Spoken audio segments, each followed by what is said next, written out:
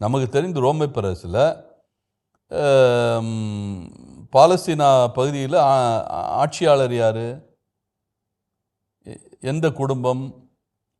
ஆட்சியாளர் ஏரோது குடும்பம். ஏரோது ரோமையனா?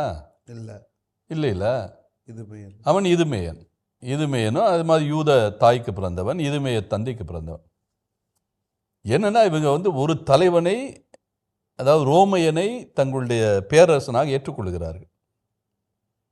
அந்த பேரரசனுடைய அடியின் கீழ் இவர்கள் பணியாற்றுகிறார்கள். இவங்களுக்கு வர வேண்டிய வருமானங்கள் எல்லாம் இங்கே போகும், பேரரசனுக்கு போகும். இவங்க கொஞ்சம் ஷேர் எடுத்துக்கிடுவாங்க. சில பகுதியில் இவர்கள் எடுத்துக்கொள்வார்கள். இவங்களுக்கு என்று சில சுதந்திரங்கள் இருக்கிறது.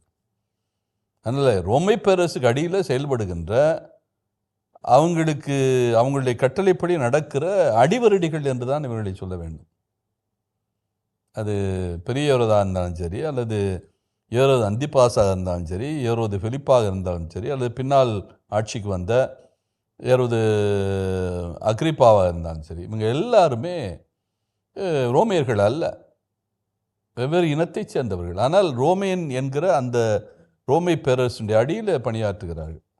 அப்போ இந்த கான்ஸ்டன்டைன் அந்த பகுதிக்கு பொறுப்பு இருக்கிற போது இவனுக்கு ஒரு ஆசை, நம்ம ஏன் இந்த பைசாந்திய பகுதிகளில் மட்டும், கிழக்கு பகுதியில் மட்டும் நம்ம ஆட்சி செய்யணும், ஏன் நம்ம முழுவதுமே ஆட்சி செய்யக்கூடாது அப்படிங்கிற ஒரு ஆசை அவனுக்கு வருகிறது.